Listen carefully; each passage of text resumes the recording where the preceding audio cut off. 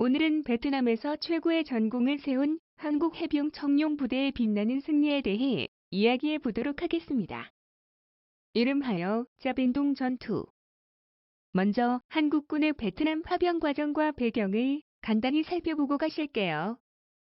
베트남 파병은 한국 정부의 파병 제안과 당시 미 대통령이던 존슨과 베트남 정부의 요청으로 이뤄진 것으로 1964년 9월 11일 1차 파병을 시작으로 1973년 3월 23일 마지막 부대가 철수할 때까지 박정희 정부 하에 행해진 대한민국 최초의 한국군 해외 파병입니다.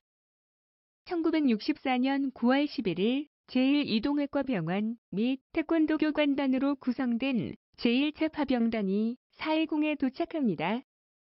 이어 65년 3월에는 공병부대인 비둘기 부대가 도착하고 1965년부터는 전투부대인 맹호부대와 청룡부대, 그리고 1966년에는 백마부대의 파견으로 연인원 30만 명, 최대 5만 명이 파병되기에 이릅니다.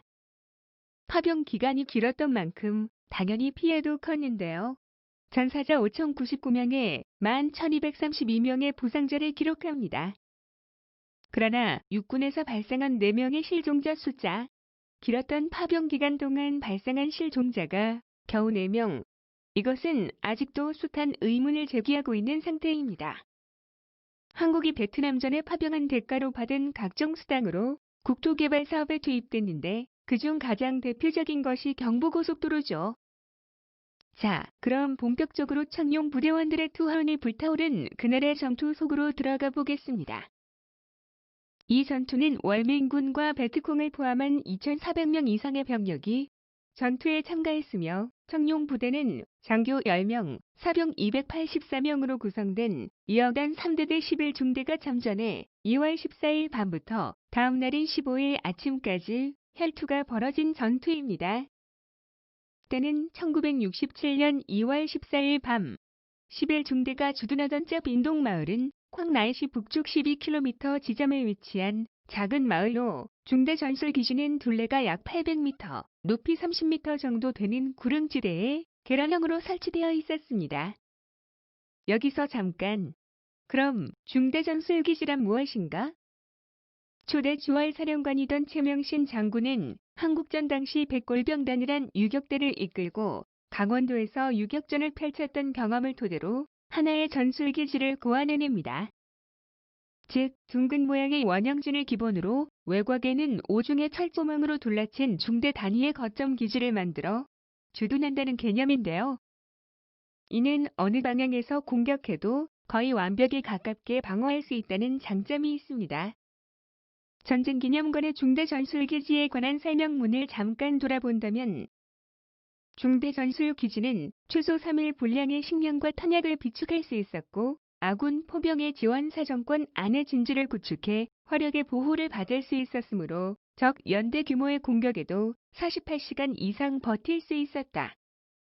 또한 최명신 장군은 자신의 저서 베트남 전쟁과 나에서도 상세한 기술과 함께 자부심 충만한 내용을 올려놓고 있습니다. 이런 기지를 깡다구만으로 탈취하겠다고 덤비면 공격 측은 그야말로 엄청난 출혈만 강요받는 헬게이트가 열리죠. 반면 탈출구가 없는 곳이라 만일 포위전에서 탈취된다면 아군은 전멸한 것으로 간주될 만큼 위험한 기지였는데 덕분에 전술기지를 빼앗긴 적은 단 한 번도 없습니다만 무심코 버린 전술기지 때문에 1972년 한국군은 지옥을 맛보게 됩니다. 이 내용은 차후에 한번 다뤄보도록 하겠습니다.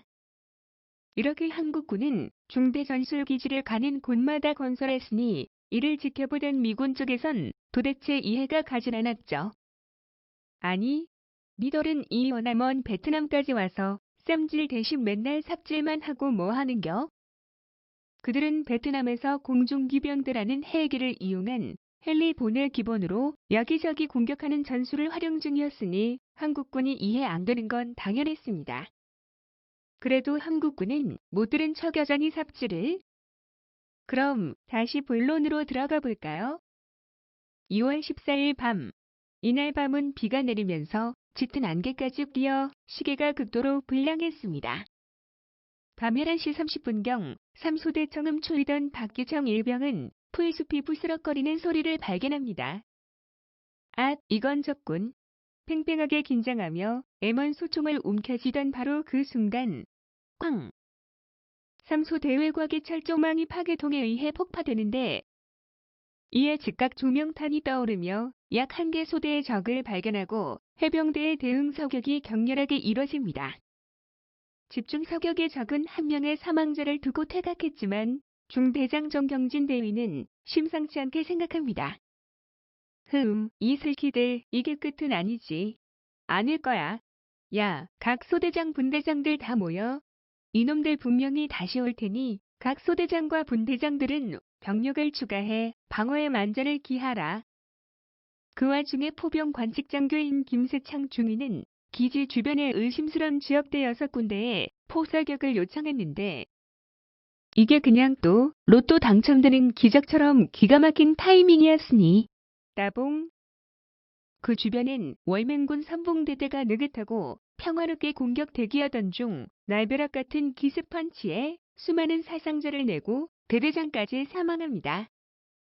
나중에 알고 보니 월맹군 1년대 90도 대장이란 월척. 덕분에 자정에 공격하려던 계획은 꽝이 되고 하염없이 시간이 지체돼 4시간 후 공격하다 수많은 사상자를 내게 됩니다. 그러나 정규군인 월맹군은 역시 베트콩과는 달랐습니다.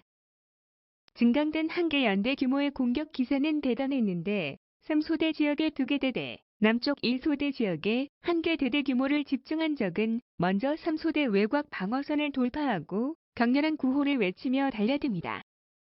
따이한, 라이라이, 한국군 개자식벌, 다 뒤져. 엄청난 기세의 3소대는 죽을 힘을 다해 쓰고 또 썼지만 밀물처럼 몰려드는 적 앞에선 중과 부적. 근처 미군의 포병 화력까지 가해지면서 기지 주변은 불바다로 변했으나 워낙 많은 병력을 집중한 적의 기세는 꺾이질 않았고 더불어 1소대 방어선도 일부 돌파당해 진내에서는 백병전이 벌어지는 등 혼전이 거듭되는 상황이라 손에 잡히는 것이라면 뭐든 무기가 되는 판.